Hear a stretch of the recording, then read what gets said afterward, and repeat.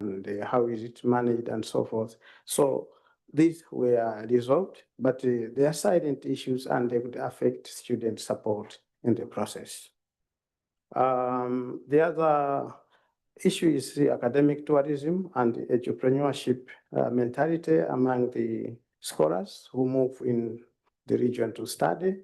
It's an issue that we can consider how we can curb down this entrepreneurship or scholarship for cash mentality to ensure that we deliver the regional integration as we intended to do.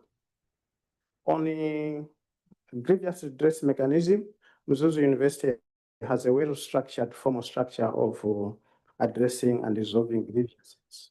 Our experience showed that the student didn't like the formal grievance redress mechanism because it has clear procedures of handling grievances, resolving and arriving at solution, but they preferred the informal grievance path, which was very sympathetic. It sounded human and like that, and they felt comforted in informal systems, and they would bypass, maybe lodge a complaint to the highest office in the university by passing maybe an office that would resolve it immediately and give them required support. But in the end, they reached nowhere. So in future, it would be nice when working with students to make sure that they save their time and they manage their stress levels by dealing with the formal grievance redress mechanism. What are the lessons learned? We have learned that to improve communication across stakeholders is very key in sustaining the centers, and also strengthening supervision and ethical clearance system for our researchers, and also to improve financial transparency and responsiveness. Everyone has to know what is in the basket and what is intended for, to avoid speculation of money. And then integration of student welfare in the process, and then promote research visibility through publications and other platforms, and stick to project scope, time, cost. I think that is a key area that when you start a project, it is important that all stakeholders understand the scope, the time, and the cost that is involved to avoid unnecessary pains. As I finish, we are thinking of the future best practice is apart from having the university center MOU, we need to have also program center MOU to make sure that at implementation level where programs are delivered, there is a common understanding, and also to have center-specific programs so that you reduce bureaucracy and also entanglements that may come in as a result of misunderstanding between the center finances and the programs where they are held. Most interestingly, that we have some students who have begun graduating from the center. Here we have Paul Wanjara from Kenya, who graduated on 5th May 2025 with his supervisor. And then Paul Wanjara is also a beneficiary of CAPE initiative that we have PBC9, and then instead of him going to Kenya immediately, he'll stay around in the university to participate in the incubation. So these are some of the quick wins that we are having. He has worked on the bio-based preservatives, which he have shown superior performance on fish preservation. So it will be an important intervention in Malawi and elsewhere. Then we have publications from some students, like this is Bruno Koku from Togo. He published recently, last month. And then we have Joyce Nabi from Uganda. She also published 2 months ago. These are PhD students. It means they are on track to graduate on record time early next year when we have the next graduation. Thank you very much for listening.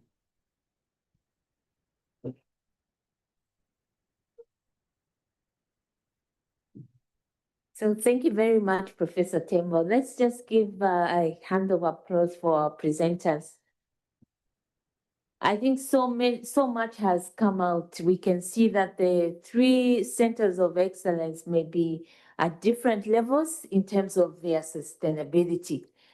So I'll now open it up for people to ask questions. You can make comments. I'll take the first 3 and the next 3, then I'll close it up. So I'll only take 6 comments.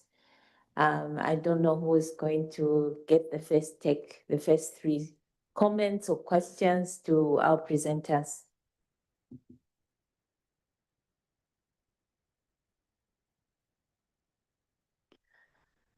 So I can see everything was very clear. For us who are still running, we have taken lessons. Okay, maybe my first question, I don't know who's going to take it. Of course, the Centers of Excellence had an ambition when it started in 2025. So do we see, especially the 2 centers, those that came to a close in 2023, do we see ourselves achieving the original purpose why we created the centers? Do we see ourselves continuously supplying these high quality skilled manpower for Africa to attain the kind of development that we want? Because that is what is meant by being sustaining. Remember, originally it was around the skill that we are lacking in Africa. So we needed to create institutions that can be on the supply chain. So maybe the 2, Ethiopia and Kenya, to just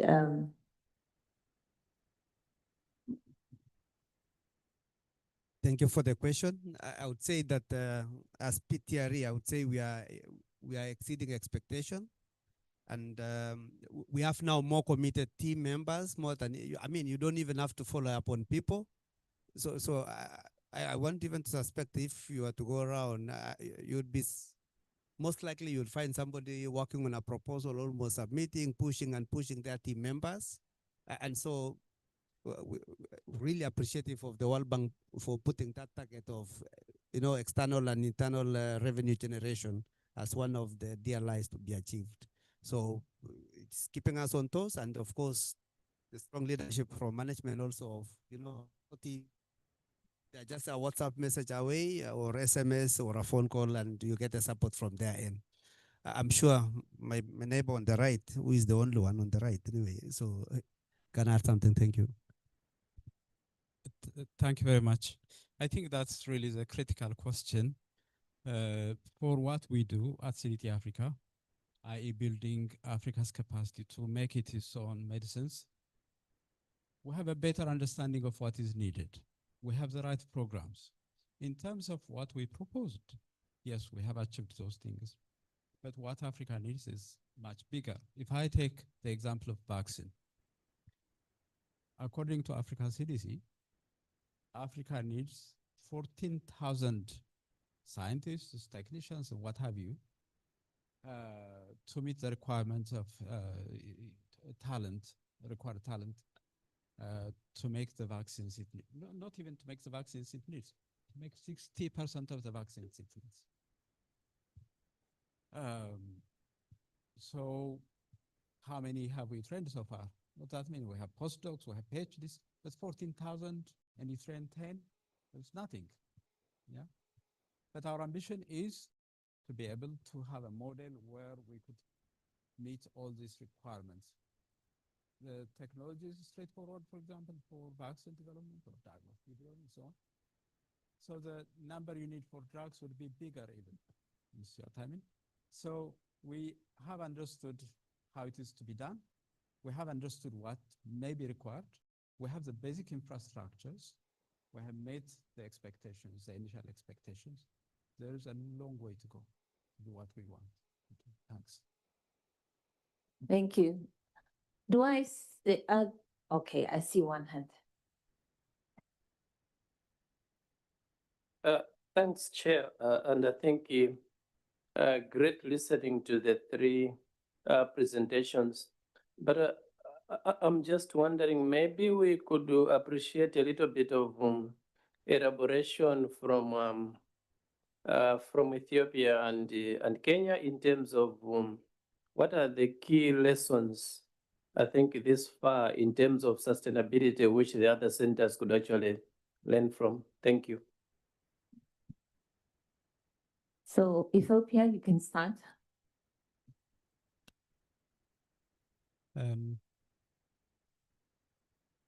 You can hear me, yes, at the back. The key lessons. That's an interesting question. I think for CDT Africa, the first thing I would say is taking the issue of excellence and centers of excellence seriously. I think that my personal reflection and some of my team members, number one, there is an internal energy and commitment from committing to that concept. We have developed a 5-day training for implementers of centers of excellence. So far, there are no takers, but we also have a plan to include a follow-up support mechanism. So that's number one, taking the issue of excellence and centers of excellence seriously. The second thing is the issue of partnership. I have mentioned the issue of partnership partly because in the area of what we do, we need lots of partners. And we have managed to build a network of partners that helped us mobilize resources and that helped us develop talent. And engaging in principled partnership is extremely important. The third thing is resilience. You could call that a value of excellence, or because there are many challenges that come across during the life of a center of excellence. There are many unpredictabilities. Example is COVID. It's a big challenge. And that did strengthen us, but it was a huge challenge to understand what it required for us to go through it and to be able to then reorient ourselves to be relevant to our institution and to the government when we were only 2 years old. Yeah, so that would be very, very important.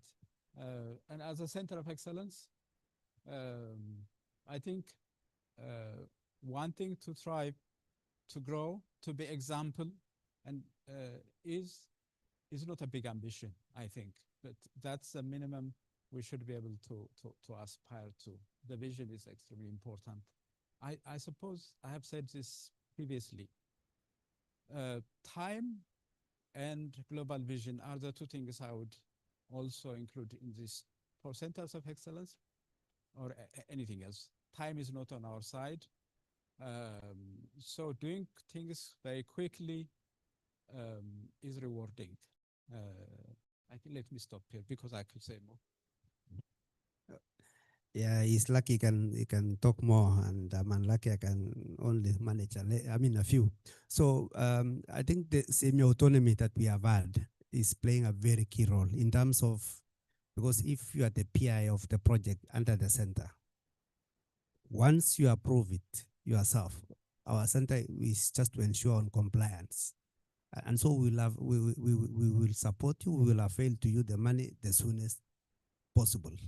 And this is the total support again from the university management, whereby nothing from the center can sit in your desk without moving to the next level. Or if not complying, then you need to explain why, so that they have to comply. That semi-autonomy is really something that is quite pleasing to our staff, our researchers. Again, having run the center successfully, the kind of confidence, the self-confidence in our staff members, in researchers, and even now colleagues in the university is quite high. Again, we have a name, having been funded by the World Bank, and meeting all the compliance that were required. In a way, it's like a blank check to other funding institutions. Oh, you managed to run a World Bank funded project successfully? The kind of support we get, and I'm not saying because of our regional steering committee member here, from the national government, Ministry of Education, is totally guaranteed. But of course, we still want them to assist us to get to the second phase. So, and I think I've become strategic in saying this message. Again, the kind of quality programs that we are offering in the center is kind of assuring and having handled the students, who are alumni now. They are good marketers of our programs. And we are still in touch. And really thanks for IUCA for also ensuring that we are able to know what is happening to our alumni. And then, of course, it is also important to align ourselves to the current regional priority areas or the areas that the funders are interested in. If you are in health, you find there are several calls. If you are in climate change, if you are in renewable energy, it's also a matter of trying to, delve into the areas that are being funded and supported at the moment. Thank you. Thank you very much. I don't see any hand. Maybe the last question I'll just pose to everybody, starting with Malawi, is your Center of Excellence. What impact does it have in the area or community you are serving? If today it was removed, would they miss it? Would they notice that something has moved away from here? And also maybe for Malawi, you can also tell us you are a center that is currently having financing from the project. How are you preparing yourself for the time when that funding comes to a stop? Thank you very much. As a new center, young among the two here, we are making impact. We've made ourselves relevant to the community. Already we are engaging 9 communities of practice. And we are training them and engaging them. Some are taking them through business registration, some through product development, and patenting the product they are having. The ending would make them miss us, and we will not do that. We will continue. They are our partners. We are prepared as a new and young center. What next? If we look at our old brothers, old centers, they've been here for 10 years and they still not standing right. It means it will be worse for us. And for the sake of us, I wish the World Bank and our government would think of succession, a proper succession plan, continuity of the initiatives. I think we will still have more problems as new centers if the old ones are struggling. However, we will depend on the good thing that we have started initiatives with the 9 communities, that these will be our ambassadors, our graduates. My thinking is that as a parent now, I should not think of my sustainability more. I cannot grow in myself, but I can grow in the children I've produced, the graduates, the communities. This will be my stronghold. I will not continue nurturing and providing support to them, it means I will die very quickly as a father. Yeah, so high blood pressure will catch up with me, and so I'll be stressed. So to avoid that stress, we are already preparing the graduate that we're having, like Paul Wanjara. If we support him, he'll work more harder than us, and then we'll have new connections and so forth. So this will help us go very far as a center. So I think that's how I'm looking at our sustainability. It is in what we have produced and what we are producing. That is our sustainability. It is no longer much more in our energy. Yeah. Thank you very much. For Kenya, would they miss you if today they said we remove you? Yeah, definitely. it will even be quite demoralizing to other researchers because I mean, how do you end a very successful project? And then the other thing also, the community will miss us because we provide a lot of community support. Um, and then it's not that I'm saying this because the acting vice chancellor is here, but in a way, we are also complementing the university in meeting some of the, complementing the research funds itself. And then allow me to use also this opportunity to say, whoever is feeling or see the need of supporting us in terms of our solar project, whereby we want to really decarbonize the entire institution so that we are embracing green technologies. And out of this, again, we have a very ambitious, target of setting a place where the young people, the community around, can come and do even welding, because now it's just using solar energy, meaning that they can also now earn income for themselves and really benefit much more from it. Thank you. You can see me, and I'm sure the DVC is willing to enter into a deal at any time. Thank you. Thank you. In 1 minute, if okay. Yeah, sure. Thank you. So in terms of continuation, now CDT Africa is part of the formal structure of the university. My colleagues also running other centers of excellence. Similarly, the university has taken that, and we are very grateful for that. One could say more on this. In terms of community, we have a public engagement team. We work closely. For example, we have a catchment area of nearly 2 million people where we work. Where 300,000 people live, we have active work there. So most people, at least at the leadership position, know about CDT Africa and what it does. But I think the most important community at this stage we have is government ministries. We work with several ministries on a broad topics that are relevant to us, like innovation ecosystem, for example. We have just completed a large innovation ecosystem study. A clinical trial ecosystem study just being published.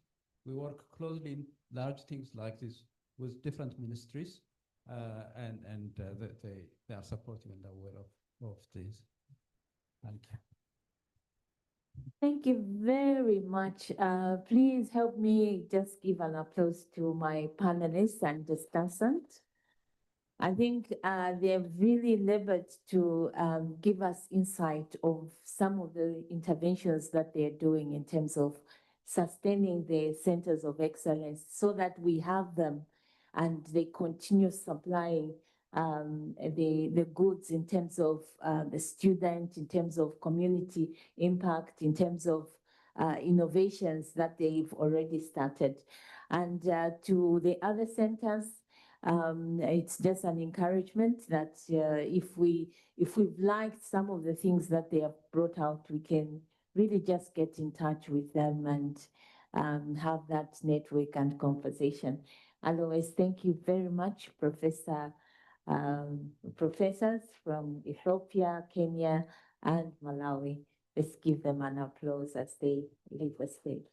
Thank you very much. We now go into the next session, which is around World Bank, and I invite Moshe just to come and lead this session.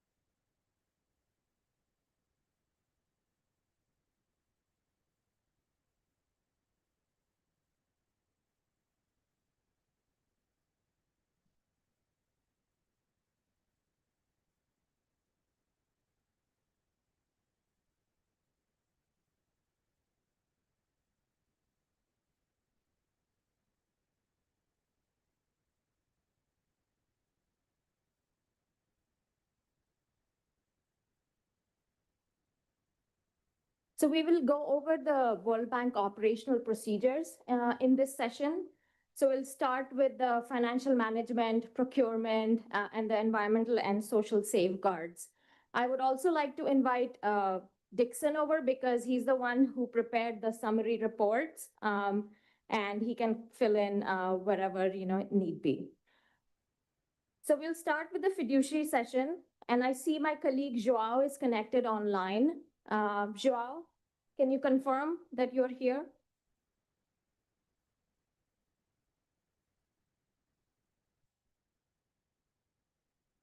Joao, can you hear us?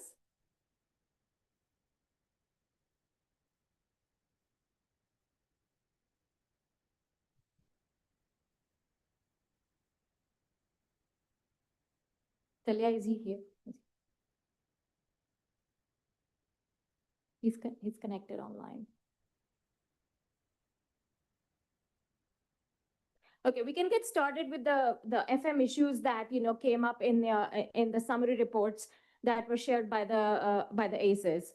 So in terms of the major issues, I think some of the common issues are like delays in disbursement procedures, disbursement of funds, then the slow absorption rates of planned funds, large procurement processes that are currently being planned and which may not be able to conclude before the closing of the project date. And then there is additional guidance needed on how to utilize project funds after the closing dates and how to handle students still in progress, payment of their stipends, research funds, etc., after the project closing date. And CSOJET has specifically, sought advice on how the center can utilize earned and disbursed funds beyond the project closing date as well. So I would like to invite the centers, if in addition to these specific challenges, if you're facing anything else, then please come ahead. And then I'll invite my colleague Joao to respond to those challenges.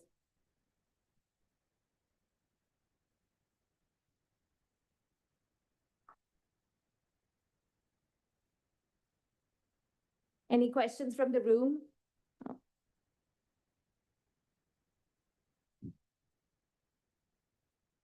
Anna, I see you're connected. Could you confirm if Joao can hear us? Good morning, good afternoon. Yes, I can hear you clearly. Okay, Joao, over to you. So the slide that is currently projected has, some of the challenges that came up in the reports from the ACEs. So I would appreciate if you can quickly respond to some of these issues. Thank you. Yes, thank you very much. But I see that some of this is related to other countries, and I'm not. I'll try to address as much I can, but I think maybe if the other colleagues from other countries are connected, they can address those points.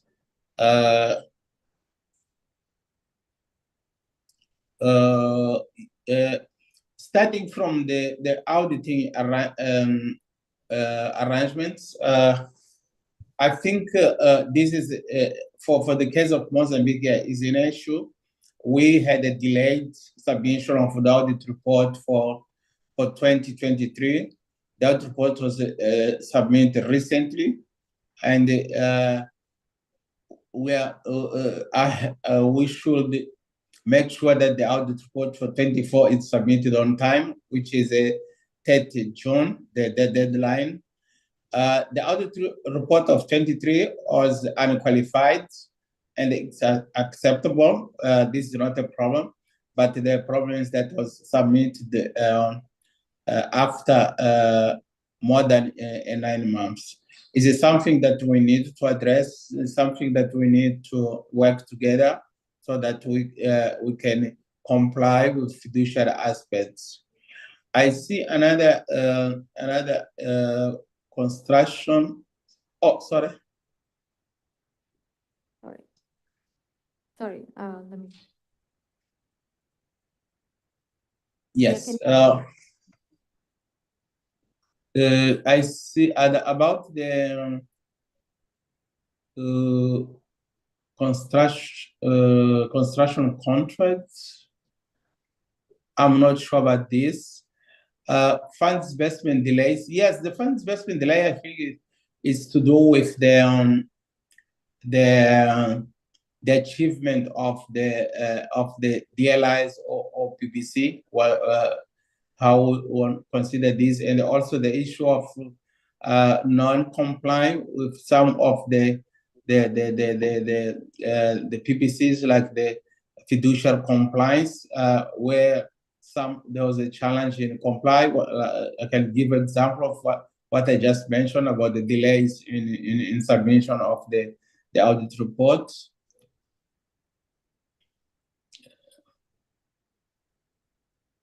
Okay, this is about the new foreign regulation in Malawi. I think my colleague will address that. The slow absorption of the planned funds, also I'm not sure about that. Delayed disbursement, we have already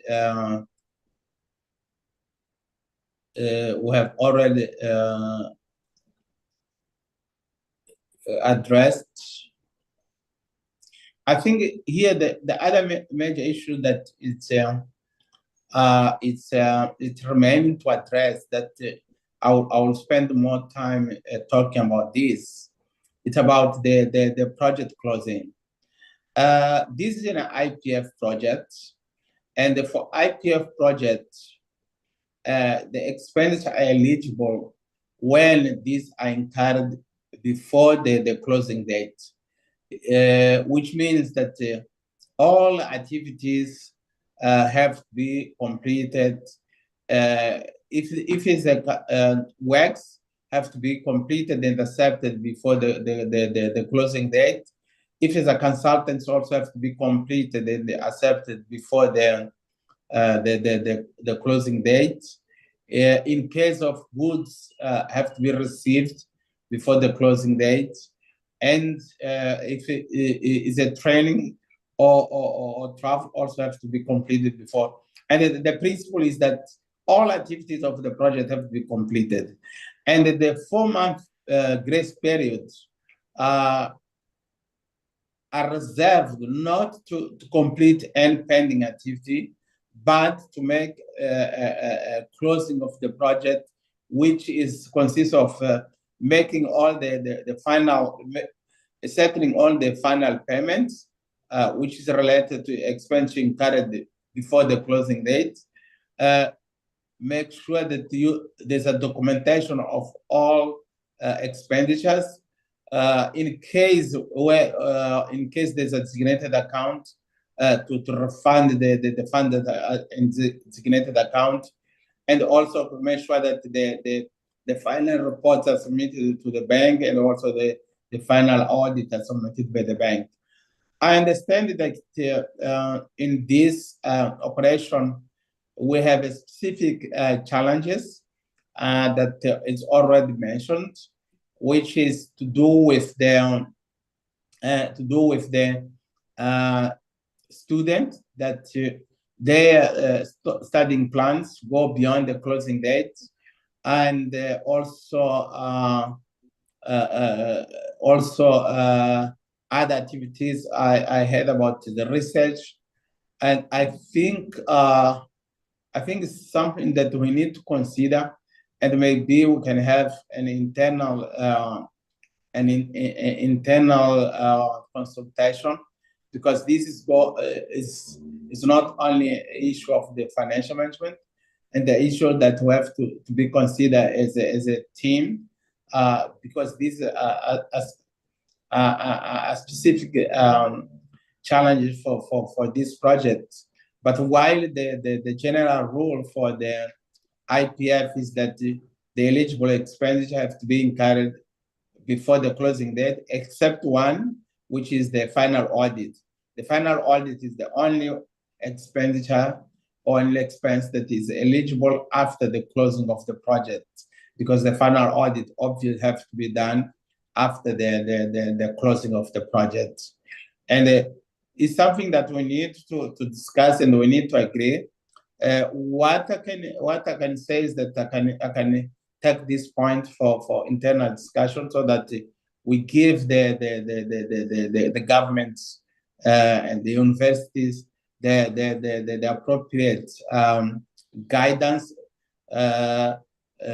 in the next let's say in the next weeks, so that we are prepared, because the project is closing on 31st December. I'll stop here and I'm standing ready for any clarification. Thank you. Thanks, Joao.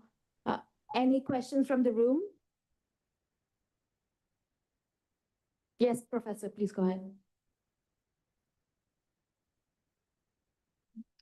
Thank you very much.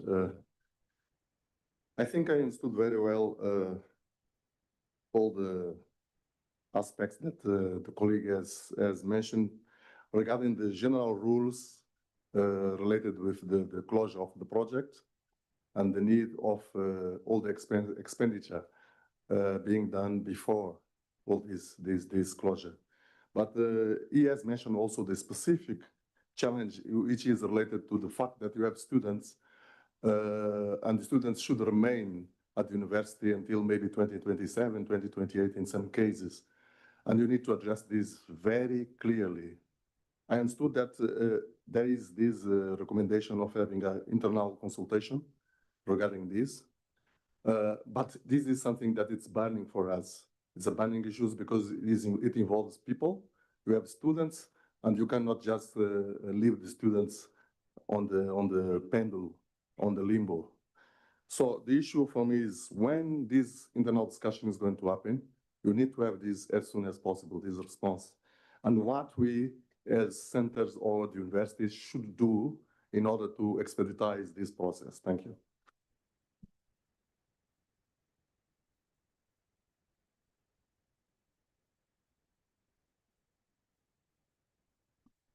Joao, would you like to answer that one? Yeah, yes, I want to make some comments. I don't have any response for now, but I want to make some comments. And thank you very much, Professor, for raising this. Yes, this is very important. It is very sensitive. That's why I'm saying we need to do an internal consultation, because this should be a lesson learned for other operations in future. Could be any regional, or could be an operation in our country. And we have been observing this in other operations, that they support they support university degrees. And the point is that, as I said, it's a lesson learned. I'm not responding direct to say yes or no, but I just want to put some lesson learned for all of us. We need to plan properly the granting the scholarship for university degrees. The scholarship for university degree, in principle, they should not go beyond the closing date of the project. And this is something that we need to consider in future, because if it goes beyond, put us on this difficult situation where we are caught on the procedures and the guidelines of IPF project, of the investment project financing, where all expenses have to be incurred before the closing date, including the completion of the student, because in principle, if the student will still 1 year or 2 years, which means that the activity was not completed by the closing date. And this is the issue that we are facing. And I would put this on table, that it's a lesson learned that we have to take on our future operation to avoid this. The same situation where when is the investment project financing, our procurement colleagues, they don't allow that any contract should be beyond the closing date. Is a work contract, is providing some goods, should not go beyond the closing date. It's the same that we need to plan that the university degrees that candidate will take could be undergraduate, could be a postgraduate, could be a PhD, should not go beyond the closing date, because put us on this situation. But I don't want to now to say yes, we can finance it, or no, we can finance it. I just raised the point about the general principle, and we need to do an internal consultation. Well, as I said, and I hear you, Professor, we'll make sure that we run this internal consultation as soon as possible, so that any action can be taken to ensure any options that have to be considered. Thank you very much, Professor. Thanks, Joe. And I would just like to, okay, go ahead, Prof. And maybe let me just quickly add to what Joe said. I think it's also in the interest of the center that, the students graduate. So maybe, work with the university to continue with their scholarships or something, some kind of arrangement around that. Actually, I'm going to come in on this because we've been having this conversation for years now. This is not a problem that has snuck up on any of you, except maybe the new centers. But then that's a conversation to be had with the Malawi ones and the which we had already yesterday too, with the new Mozambique one. But for the 6 countries that closed, they've already faced this challenge, right? We had conversations with them about this exact issue. The most important thing to understand about this project is that the project does not directly fund scholarships. Your universities fund those scholarships. The whole structure around this project is that it's results-based, and then you get to use the funds you receive on anything you want, right? You achieve all of these things, we send you a bucket of money, and then you choose what you spend that on.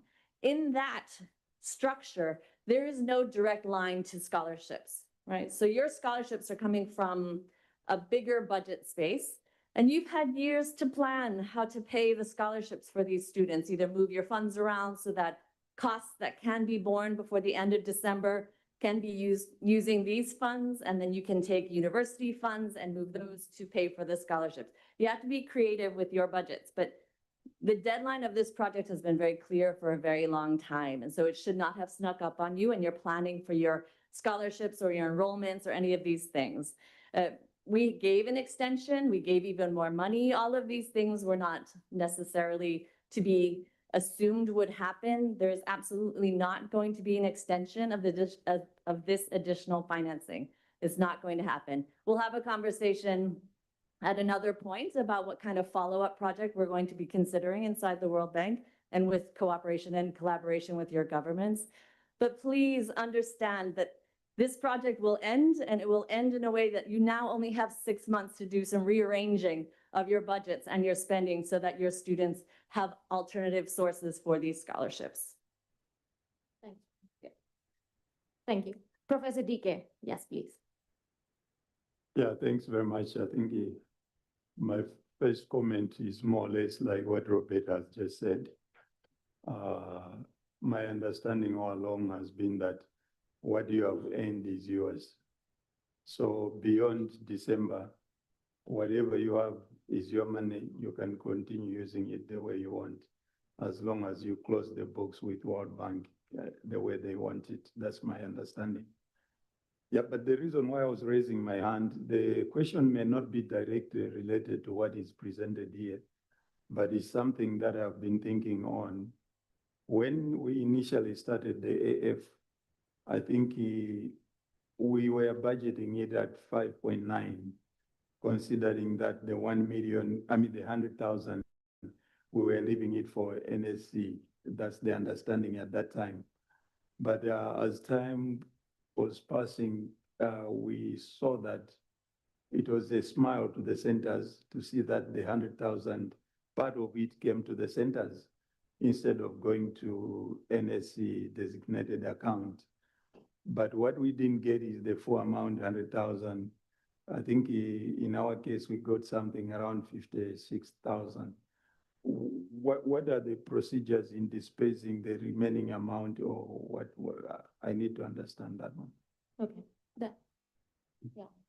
Yeah, so in terms of the National Steering Committee disbursement, so because NSCs is not a legal entity, in the FA, has arrangement with the bank for disbursement with the ACEs. So the money can only go to the ACEs. So the understanding is that the ACEs can then use the money, work with the ministry, like use the money for that. And the reason why you got 56,000 is like each NSC meeting has a certain allocation, I guess like 71,500 or I don't remember the amount. So depending on the number of National Steering Committee meetings held, you get a certain amount. So maybe like, I think Malawi did like 3 meetings so far.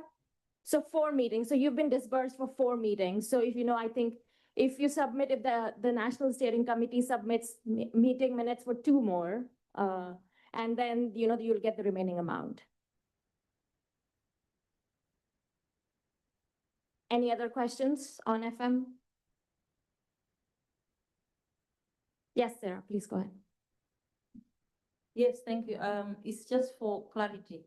So among the procedures for closing, so the funds that have been disbursed, yes, they're going to be used by the institution the way they want it. So the procedures includes that the account where these funds are coming from needs to be on 0, or once we have these funds and that's it, as long as we have reported and everything is fine, then we're good to go. Joao, that one's for you.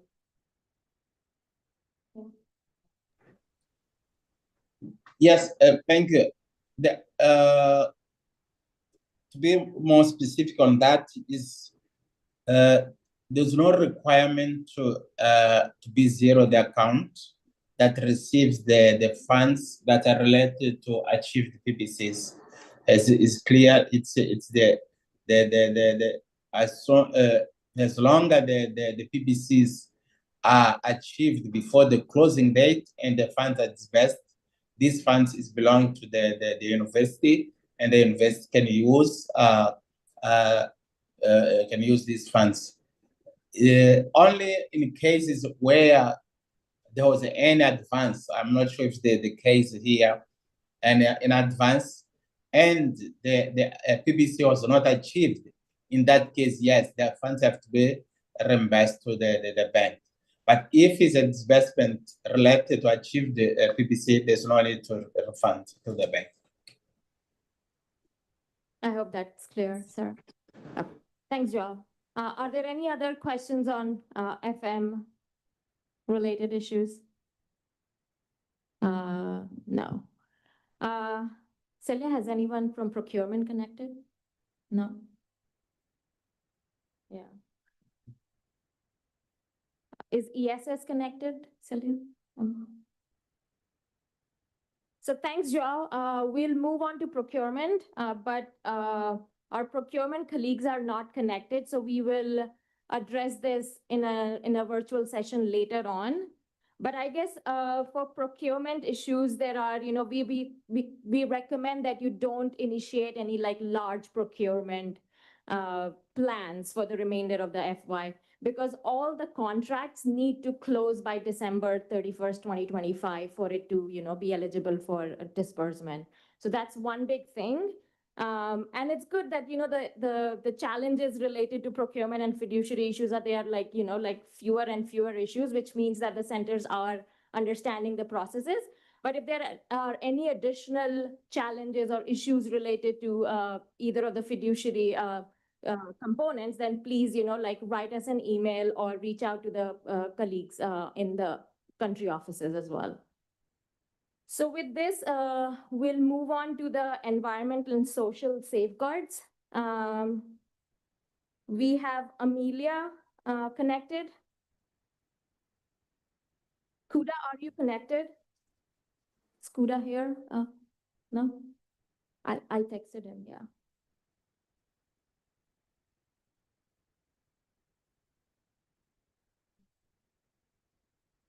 Hi, Malshri. Hi. Very quickly on procurement. I'm Anna.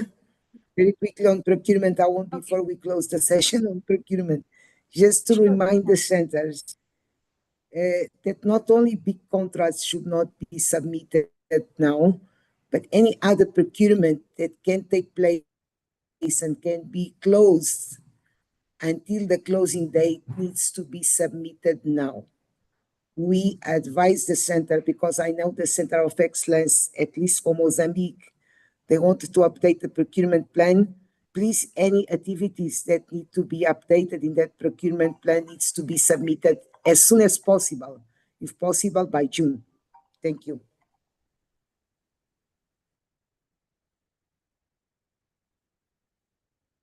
Thanks, Anna.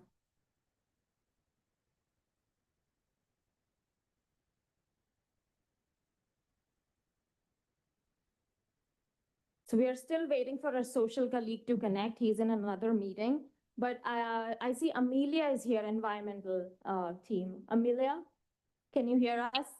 Yes, I can. Good afternoon. Okay, good afternoon. So maybe we can start with the Mozambique cases. Is that okay, Amelia? Yes, please, because I have another meeting at 5. Okay, so Kuda is also joining shortly. Okay, thank you. Thanks, Amelia. So we have identified like two issues with the Mozambique case, the agriculture race. The first one is on the unidentified or unmanaged environmental impacts from rehabilitation, lab use, field experiments, soil and water use. So potential environmental impact screening forms used to identify environmental risk from student fieldwork and lab experiments.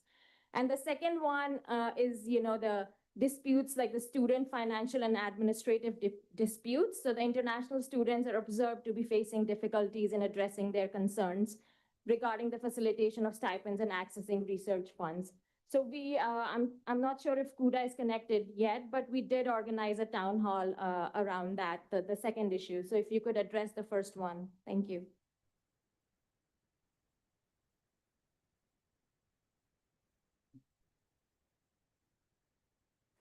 So that was for me, that question? Yes. So this is the update from the Mozambique case on the ESS. Okay, thank you. The first thing that I notice here is that we are using the ESF for this project. However, this project is implemented guided by the safeguard policies, and I see that only OPB 4.01 was triggered, which is environmental impact assessment. So it will be much easier if they can share with us the reports for us to better advise the team, because the way it is, it's just I really don't understand what's going on here. So if they can share the report or share a little bit what's going on here, and probably share the site where this happened, when, so we can better guide the team. Thanks, Amelia. So we did share the reports we received from the ACEs on Friday with you. Yes, I saw, but most of them are related. Those slides I saw, and I had honestly, I had some challenges to understand, because they don't say the site. We just have some non-compliance that they found, but it is good if they can share with us a full report on when and what will happen, because the way it is, it's a summary. I have those slides. Okay, we'll do that. Thank you. Kuda, are you here?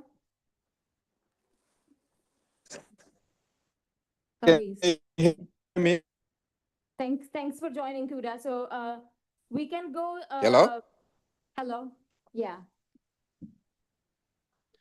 You can Can you hear me? I've joined the meeting now. Yes, yeah. We can hear you. Yeah. Okay, thank you. So Kuda, we would like to go ACE by ACE, and then you can come in on the social issues. Is that something that you would like for us to do, or you have any like general comments for us? I think it's good to have the apologies. I don't have my camera on because we are moving from one place to the other. I had to take this meeting on my way to the next venue of our deliberations on this side. But I'm happy to listen into, S by S, and then at the end of it all, then we can provide our overall feedback. So they could run all the presentations, and then we provide feedback at once. Does Okay. that work? Yes, that's fine. We can do Awesome. that. So, Thank I mean, we shared the summary, the reports with you in terms of like compliance, non-compliance. So in the presentation, we'll just keep it to the challenges or the major non-conformities from each of the ACEs. And then, if you feel that we need to bring in something else, then we can open it up to the ACEs to come in. So we'll start with the ACEFEM Malawi. So the first issue is the limited waste tracking. So inability to precisely track waste generated specifically by ACEFEM activities due to shared university lab facilities. This affects the ability to fully quantify environmental impact and report on resource efficiency. The second one is the PPE procurement and supply issue. So there have been delays in procuring PPEs and reagents, which led to minor safety incidents and affected production. The third one is on minor safety incidents. 3 cases of sodium hydroxide burns reported, indicating a need for stricter adherence to or more readily available PPE. The next one is the ACENUB Malawi. The first one is on grievance redress mechanism utilization. So a significant social change is the consistent failure by some of the students, particularly the international students, in terms of following established university GRM procedures. This leads to direct escalation to higher authorities, creating inefficiency and conflict. Again, the student financial and administrative disputes, international students are observed to be fighting the university system over stipend facilitation, demanding USD at black market rates, conflicting with Malawi's fiscal policy, and pressuring the director to negotiate financial fees. This indicates a breakdown in financial understanding or satisfaction among a subset of students. The APA, ACE in Malawi, erratic water supply. Despite supplementary boreholes, the issue of inconsistent water availability persists, requiring continued monitoring and potential further infrastructure investment. Example, water storage tanks. Noise pollution from student campaigns. Student campaign noise temporarily disrupted academic sessions, highlighting a need for stricter enforcement and monitoring of noise control measures. Classroom disruptions by religious gatherings. The use of classrooms for religious meetings disrupted studies, leading to a recommendation for a dedicated prayer chapel. Fourth one is the language barrier for international students. The use of Chichewa by lecturers and Malawian students in group discussions poses a challenge for international students. This is noted as partially conforming, indicating a need for stricter enforcement of the English language policy in instruction and additional support for international students. For Aquafish, the GBV violence and abuse, the corrective action under general conditions explicitly mentions support for GBB and abuse for faculty and staff, indicating that there is sort efforts to train on safety and GBV, aim for gender representative workforce. For Crafts Malawi, student conduct and adherence to regulations. This is on social and administrative. A specific international female student has repeatedly left the country without informing relevant stakeholders and returned with a baby unexpectedly. This indicates a disregard for university regulations and an ongoing social management challenge. The second one is campus safety due to motorcyclists, community health and safety. The influx of motorcyclists on campus poses threats to staff, students, and visitors with little regard for road users. This is an active and unresolved safety concern that Crafts is attempting to manage through external discussions. At TASE Malawi, effectiveness and trust in GRM. A significant non-conformity exists in the practical functioning of the GRM. where students' discomfort with physical reporting led to the creation of an anonymous channel. This suggests a need to build greater trust and ensure perceived confidentiality in the primary GRM channels. Communication gaps and financial transparency for students. Persistent issues with unclear communication regarding scholarship terms, stipend amounts, and disbursement delays. Both regular and research funds created confusion and delayed response to student needs. This directly impacts student welfare and confidence in the project's administration. The third one is student adherence to regulations. So the specific case of an international student's repeated unauthorized departures and returns with a child indicates a challenge in ensuring student compliance with university regulations, which requires ongoing management.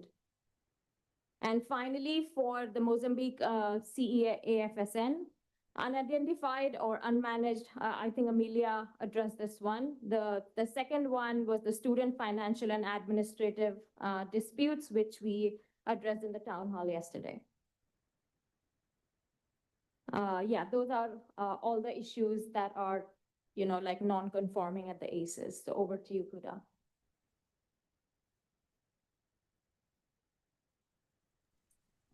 Thank you so much. So basically, for Malawi, can you hear me? Yes, we can hear you.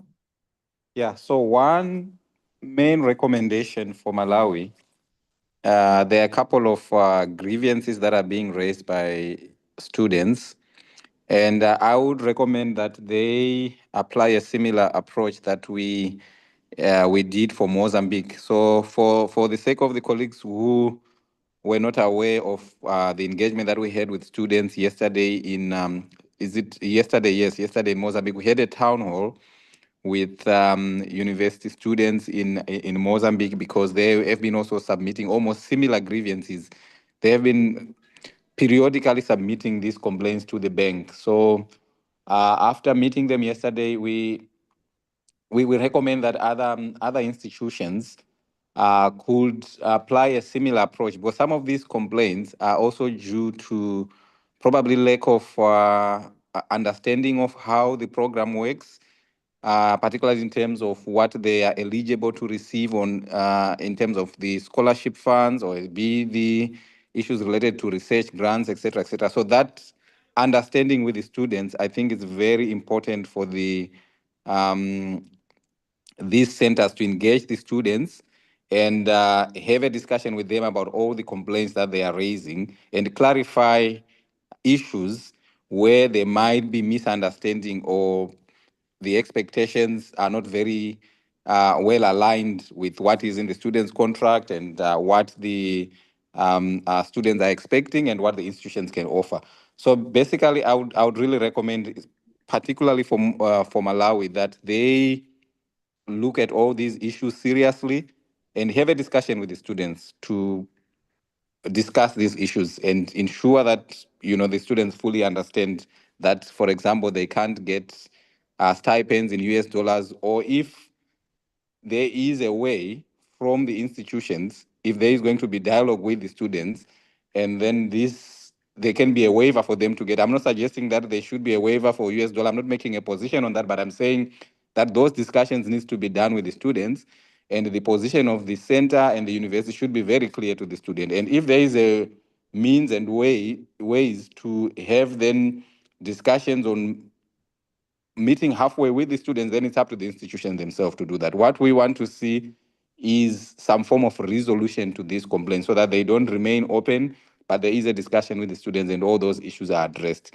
So that will be my very, very first and most important point, because we keep on receiving these complaints and it seems that there isn't really closure to these issues, and we urge all the centers to have these town halls with students touching on all these issues, and look also at issues that your centers are raising and prioritize that as part of the discussion. So I want to pause here before I go to the other issues, but I just want to hear a reaction from the institutions in Malawi, whether this is possible, the suggestion that we are putting forward, if it's something that they can do, and if something that they feel will be helpful to sort of address some of the concerns that the students are raising. So I'll pause here for now. Over. Thanks, Kuda. Over to the Malawi ACEs. Anyone would like to come in? Yeah, go ahead, Sarah. Yes, sure, we'll be able to have a town hall meeting with the students. That's possible.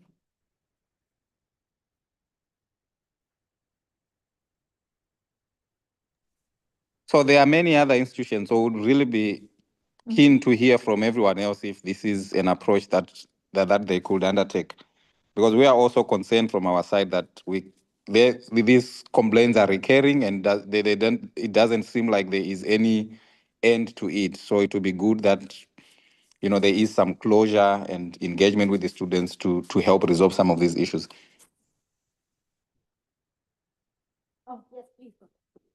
Yeah, thanks so much. So yeah, indeed, I think engagement is the key. And in case of ASENOP, we have already started making engagements with the students. But since the issues are recurring, because I think sometimes, the students think that maybe you are not being transparent, there's something they're hiding from them, especially the issue of the project end date. They're still not very sure that, the project is ending at the 1st December.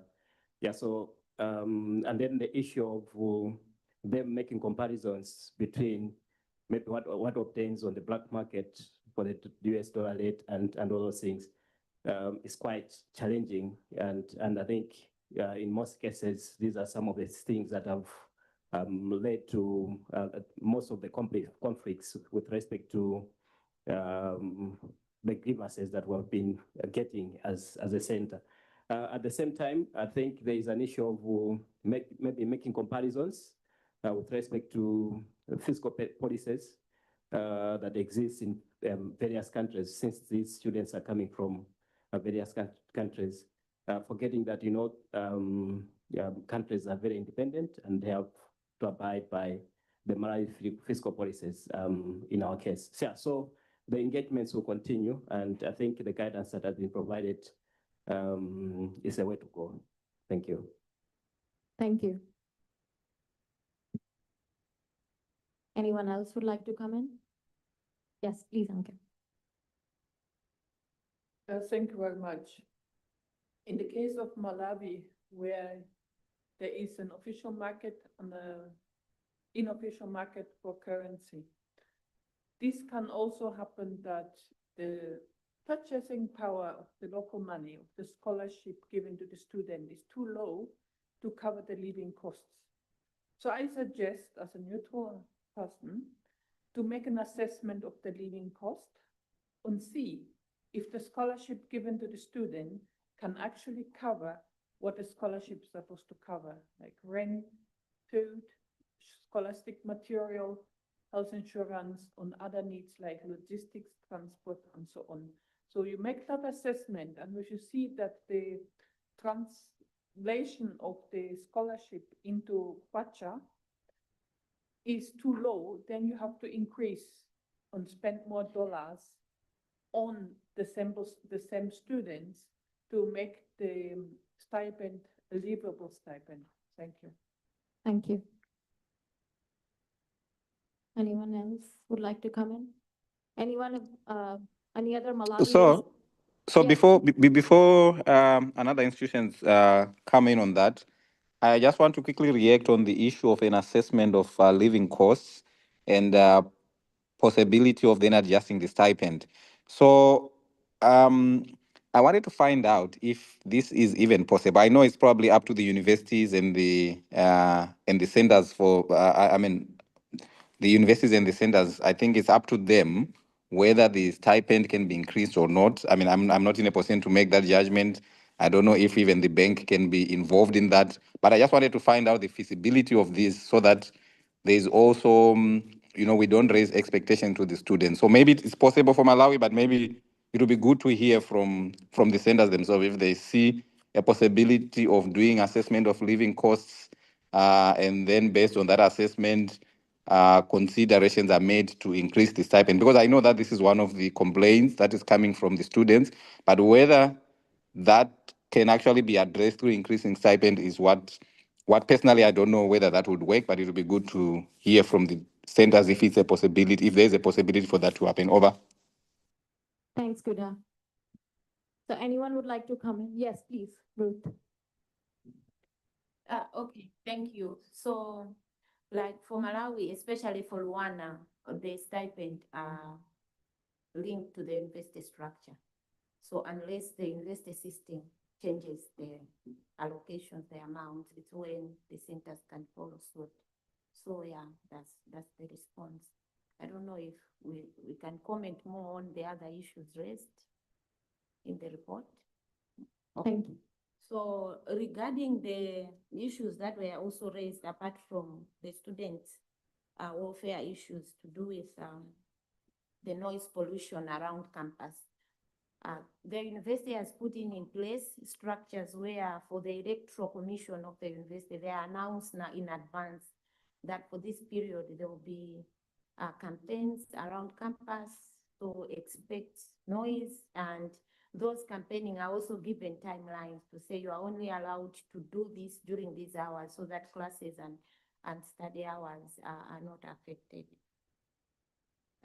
Regarding the speaking of local language in class, lecturers, after checking with them, they confirmed that they use English as a form of instruction. However, it could be that during their own time, it's when they talk, the nationals might be talking in Chichewa, but it's always outside classroom setting. So that was followed up, and yeah. And you'll be surprised to find most of them also speaking Chichewa now. So yeah. Thanks, Ruth. Kuda, would you like to comment on that? No, I hear here on in terms of the stipends that is determined by the university. I would assume it's across all the institutions, but other centers could correct me if I'm wrong. I would be also interested just to. I see that we have actually covered most of the centers, so it would be good just to hear a quick reaction from all the centers in Malawi, and lastly Mozambique, just to hear their quick reaction to what I have said and also what was presented, just briefly, and see how they are going to tackle some of those issues. Over. Thanks, Kuda. Maybe we can start with ACEFEM. Anyone from ACEFEM here? Yeah. Oh, yes. Yes, I'm here. So I've listened to this, and because we are at the tail end of our program with respect to this funding, so I suppose, I mean, since maybe 12 months, we haven't had international students that are supported by the fund. So I assume that these matters are not specific to us. So we would not have any comment on these issues. Thank you. Thank you, bro. ACENEB. Thanks so much. So in case of ASENAP, indeed, we use the existing invested structure in terms of payment of stipend to students. But in this case, the case of this project, we did some quick analysis with respect to the cost of living. That's the reason why, even if you look at the stipends that are paid to postgraduate students, the one that is paid by students under ASENAP is way high compared to maybe what other centers are offering, but also way high as well compared to even what the investor is paying, for example, to members of staff on training or something.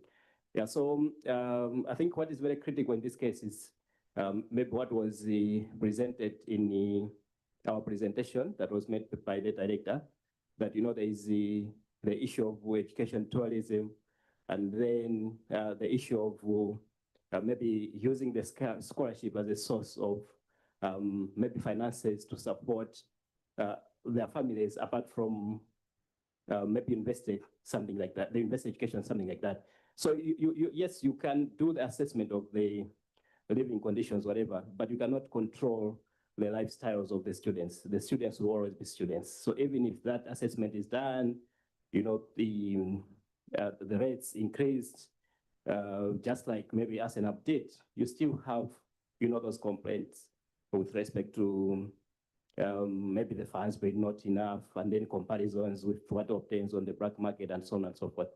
Yeah, so I think maybe we just need to find a way of communicating to them, and also sensitization as well, that they need to be possibly satisfied and possibly use whatever they're getting to support their education.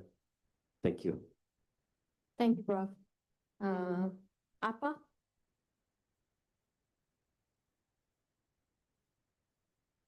Thank you very much. I want to start indicating that a student is always a student, and the money for a student is never enough. So that's the first point. And the second point is with regards to noise, it's just one off activity because they do election once in a year. So this time around, it happened last month. So that's why it coincided with this reporting. But it's not that the campus is always noisy throughout. Otherwise, university management is keen. Sometimes they even ban to say from this period, we should not have prayers so that students can concentrate reading for their exams. And in terms of Chichewa speaking, like here we are in Mozambique, we are trying to learn Garinya is chicken. So you cannot run away from that because we need them to coexist with the locals. And some of them, they can even get married in Malawi and we can welcome them. Thank you.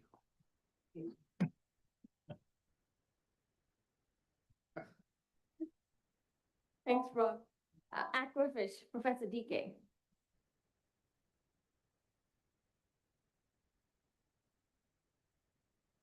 Yeah, to me, I don't see much of a problem in any of the things stated here, because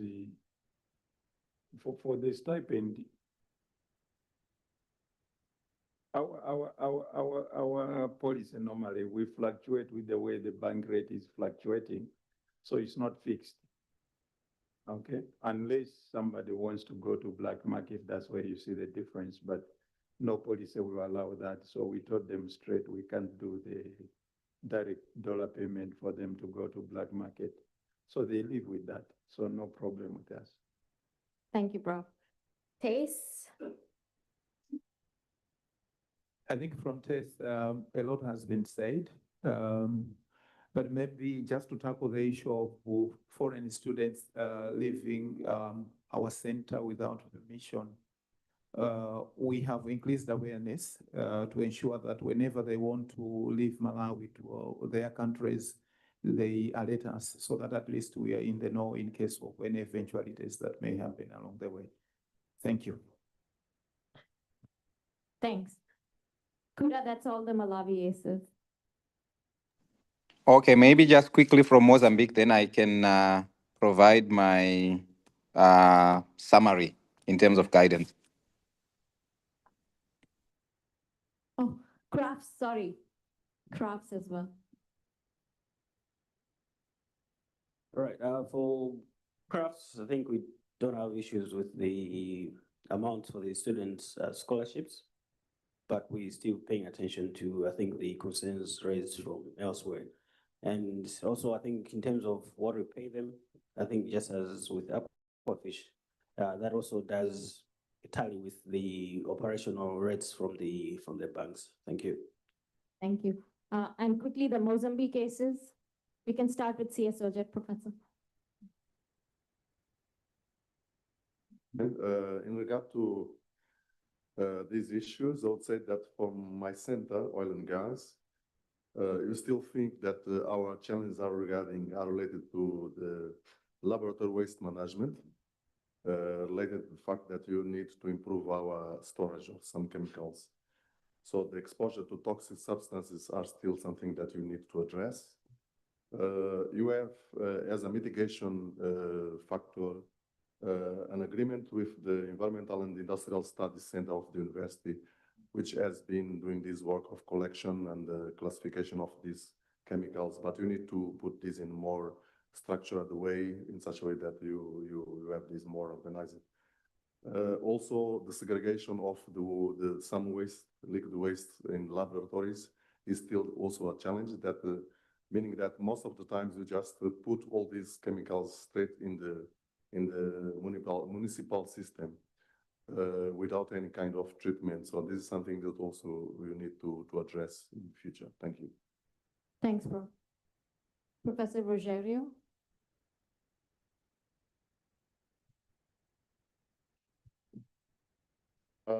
Thank you very much. Yes, we've been receiving a lot of concerns regarding the scholarship increase from the discussion that we had yesterday. And the issue is we are going to present this to investment management, and from that we are going to see what will be the decision from the investor, because that most of the things are not decided at the center level, but at the university level. Thank you. Thank you, Prof. Kuda, that's all our ACEs. Thank you so much. Thank you everyone for your submissions. This is very, very helpful.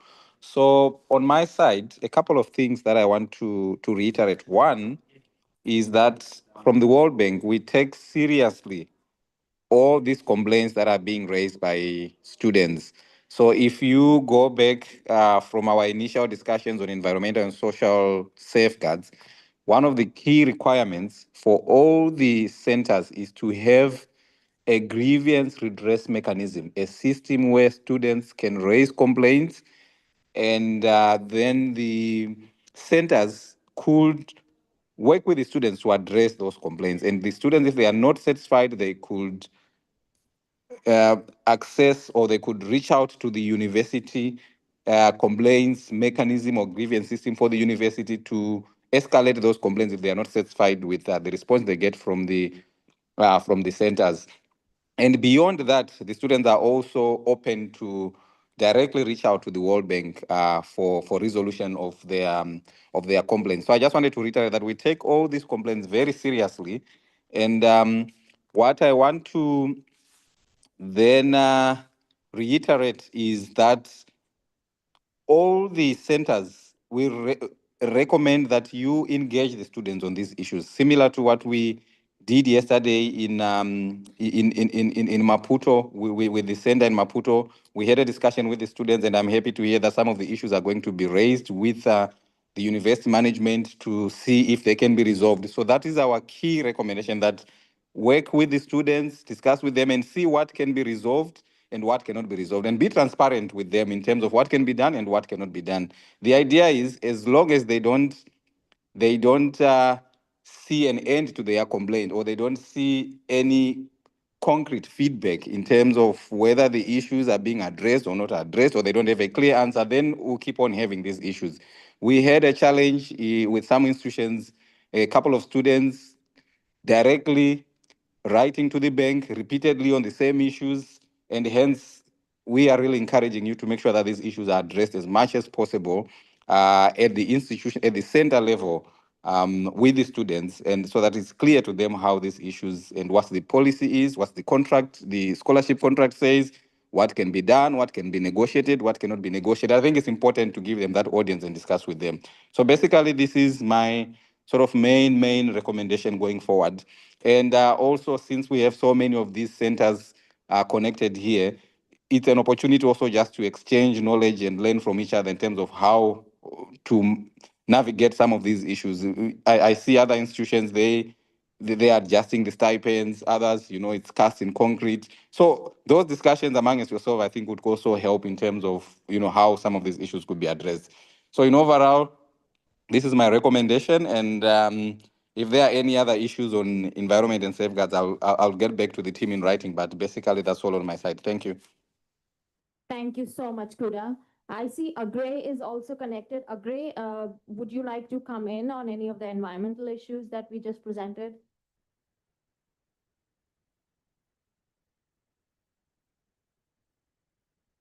Great, can you hear us?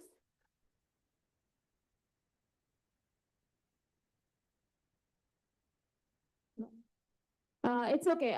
We will conclude this session now, and I would like to thank our colleagues, especially Kuda, for such a productive and engaging discussion. And with this, I'll hand it over back to Jude for what's next on the agenda. I mean, we're concluding now, right? Dixon, would you like to come in on anything? Thank you, everyone.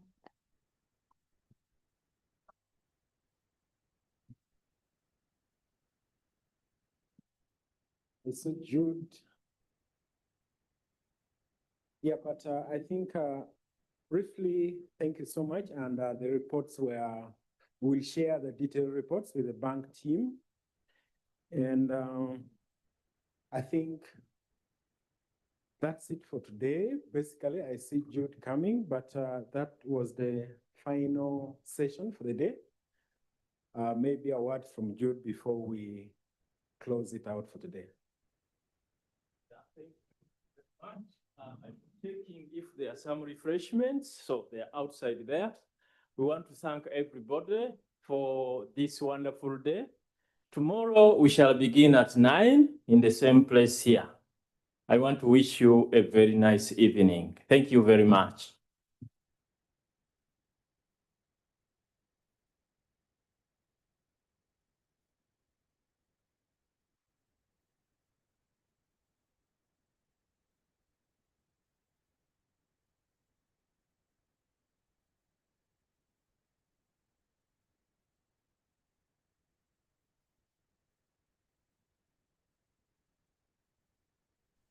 Thank you very much for being live.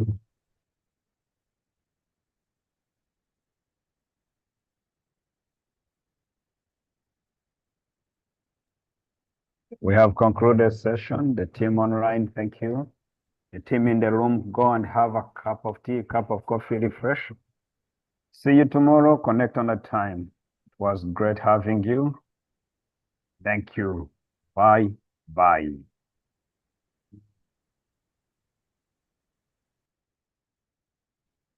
O objetivo do centro é contribuir para a transformação agroalimentar em África, através da realização da pesquisa aplicada de alta qualidade e, tanto, capacitação de recursos humanos na área de pós-graduação, tanto, quer dizer, mestrado e doutoramento. Nesta perspectiva, tanto, o centro lançou, tanto, chamada para a Bolsa de Estudo para financiar os estudantes de mestrado e doutoramento de países africanos, e desse processo conseguimos selecionar 174 bolseiros, entre moçambicanos e estudantes de outros países, no total 18 países, incluindo Moçambique, que estão a estudar na Universidade do Mandjane, portanto, em 3 áreas de excelência do centro, que é a área de sistemas agroalimentares de nutrição, a área de mudanças climáticas e a área de análise de políticas agrárias. This opportunity has given me the chance to be able to equip my research skills such that I know when I go back to my country, I'll be an asset to be able to add to the current research that is being done to evaluate the issues to do with the food insecurity and also the nutrition aspect. Esta formação vai contribuir, primeiro, para o desenvolvimento pessoal, como profissional do ramo agrário, e vai contribuir também para aquilo que é o desenvolvimento do país, sendo Moçambique um país em que uma das atividades prioritárias para o desenvolvimento é a agricultura. Também vai contribuir no desenvolvimento da formação do pessoal através do ensino, pesquisa e extensão.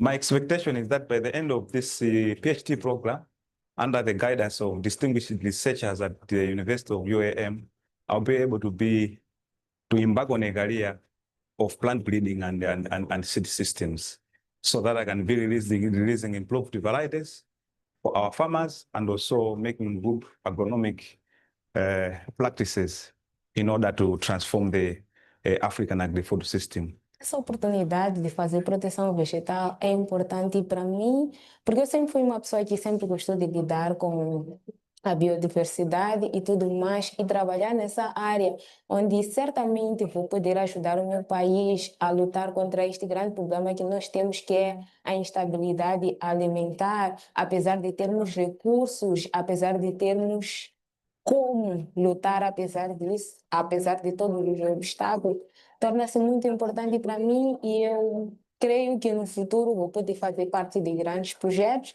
que vão ajudar as nossas comunidades locais a produzirem e poderem efetivamente combater aquilo que é a insegurança alimentar no nosso país. I am privileged to be one of the beneficiaries of this scholarship under Center of Excellence in Agri-Food Systems and Nutrition, because it has given me the opportunity to study the program that I really wanted, that is the PhD in Food Science and Technology. And I know that studying this, after obtaining this PhD, it will open the other horizons that will give me an opportunity to work back home. Personally, this program is excellent for me because I have a passion in statistics and data analysis, and I feel like it will help me to contribute in biosciences and public health research to apply my analytical skills. And it will also help me to collaborate with researchers and other stakeholders in the field of public health. Para além desta componente, há uma outra componente que é extremamente importante no âmbito do projeto do Centro de Excelência, que é a questão de troca de experiência entre pesquisadores de Moçambique e de outros países. E nesta componente temos estado a financiar a mobilidade de investigadores moçambicanos para outros países ou para outras instituições nacionais e internacionais, em troca de experiência para realizar atividade de docência, atividade de pesquisa, entre outras atividades, como também temos estado a receber investigadores de outros países que vêm a Moçambique também para partilhar experiências conosco nas atividades de docência e investigação. Eu apliquei-me a este programa de mobilidade para, no âmbito do desenvolvimento do meu projeto de pesquisa, que tinha a ver com a avaliação ou que tem a ver com a avaliação do impacto das alterações climáticas na disponibilidade de água, no caso particular para o regadio de Baixo Limpopo. Então, no âmbito desse projeto, eu viajei para Portugal, na Universidade de Aveiro, para interagir lá com alguns pesquisadores que atuam nesta área. Então, lá deu para colher algumas experiências e participar de algum treinamento laboratorial, análise de algumas amostras, e que isso permitiu para que eu pudesse trazer boa experiência e bom conhecimento para a execução desse estudo. Participei na mobilidade em Portugal, na Universidade do Porto, onde fiz o doutoramento, na Faculdade de Ciências de Consumo Alimentar e Nutrição, onde houve troca de experiência na nutrição. Trabalhamos um pouco com o fruto da macuapa, o qual foi o objetivo do meu estudo de doutoramento, no desenvolvimento de novos produtos, onde conseguimos desenvolver umas bolachas com a formulação de bolacha Maria, com a macuapa e a tapioca, que são produtos sem glúten. Trabalhamos também com a moringa, para a produção de bolachas, e fizemos as análises nutricionais, as análises químicas e físicas. Além desta componente, portanto, sendo uma instituição portanto, de ensino, de investigação com apoio ao ensino, portanto, ela tem se preocupado muito com a componente de publicação, porque, afinal de contas, esta é uma componente de pesquisa, uma unidade de pesquisa que está inserida dentro de uma universidade que é de pesquisa, que é a Universidade do Armandano. E, nesta perspectiva, temos estado a apoiar a publicação de artigos em revistas com revisão por pares e indexados. numa primeira fase, financiamos esta perspectiva, mas também temos estado a atribuir incentivo, portanto, à publicação de cientistas, como forma de assegurar que eles se preocupem cada vez em publicar, e isto vai levar aquilo que é, portanto, vai conduzir para aquilo que é a visão da universidade de se transformar, de ser uma universidade de investigação. Falando do Centro de Excelência, que é um centro que está a apoiar muito aquilo que é a dimensão da pesquisa, não só providenciando financiamento ou bolsas para estudantes, mas também na investigação. Com o Centro de Excelência, com este financiamento, temos tido a oportunidade de fazer essa pesquisa e publicar em revistas de revisão de pares. A porção de conhecimento a nível científico geralmente é validada em revistas indexadas. Por quê? Porque a indexação é feita através da submissão do seu manuscrito. Esse manuscrito passa por revisão de dois revisores desconhecidos, nesse caso desconhecidos para o autor, sob a gestão de um editor da revista, havendo consenso naquilo que são os comentários para melhorar, nesse caso para ter aceitação dos resultados de pesquisa ou rejeição. Então, o artigo, nesse caso o manuscrito, é publicado, nesse caso para audiência científica, e não havendo consenso, traz-se um terceiro revisor, também desconhecido, que vai trazer aquilo que é o seu comentário ou sugestão para melhorar o manuscrito para a sua aceitação ou rejeição. O Instituto Superior Politécnico de Gaza tem estudantes de pós-graduação que beneficiam da bolsa do centro e, igualmente, financiamento para a pesquisa dos seus trabalhos de fim do curso. E, por fim, espera-se que dentro dessa parceria seja adquirido equipamento laboratorial que se espera que melhore significativamente as condições de ensino e pesquisa em sistemas agroalimentares no Instituto Superior Politécnico de Gaza. Por isso,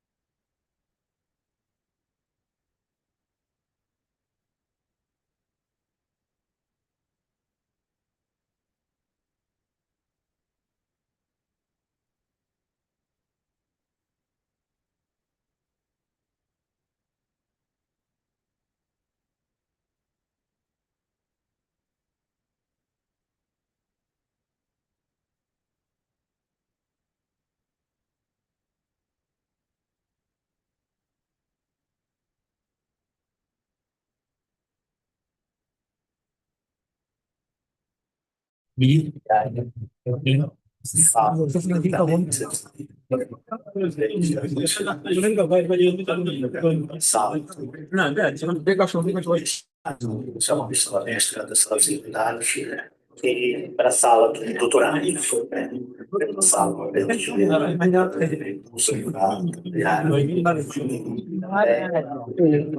uma hora na sala de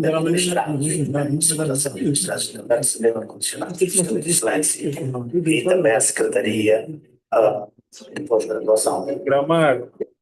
The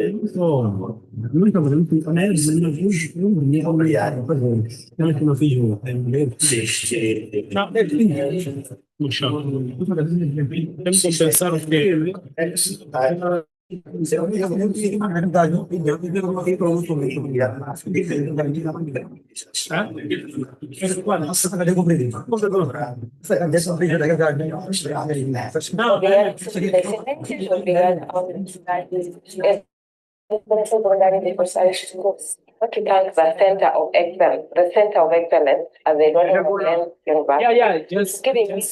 Just need to download to be able to be capacitated and to harness my research skill at the doctorate level. Thank you. Quero agradecer ao Centro de Excelência em Sistemas Agroalimentares e Nutricionais por esta oportunidade que nos deu para fazer esta formação. Obrigada. And last, I'm also very much grateful to the center for this scholarship opportunity because it was not easy, as it was very much competitive, and I'm so grateful for this level of career path. Should it come from Apostle? If they have, you can download from Apostle. If don't, you just need to download it directly. The Apostle take you to the paid ones. Okay, good. Go to direct. These guys have done bad formula. Oh, them. I started my career when things were free and open. Yeah, everybody. So why not continuing using them? Where are they? Did you know that Rhinix will start being commercial? It became commercial and my eyes are open when I'm singing. Did you know that Zimbra will be commercial? Did you know that Drupal will be commercial? They started when I'm on the ground working out there. Things have changed. Everything now it's about money. Yeah. This is Windows. Where's the one for Linux? Yes. No, it's not for Linux. You must download. You must download for Mac. No, I'm saying it's DMG. Yeah, it's for Mac. No, people are enjoying. What are they doing? No, online. They are gossiping. Can I close it? Yes, kind of. You're the actually the host. Yes, I can't end. Yes, I did. It will stop on the end.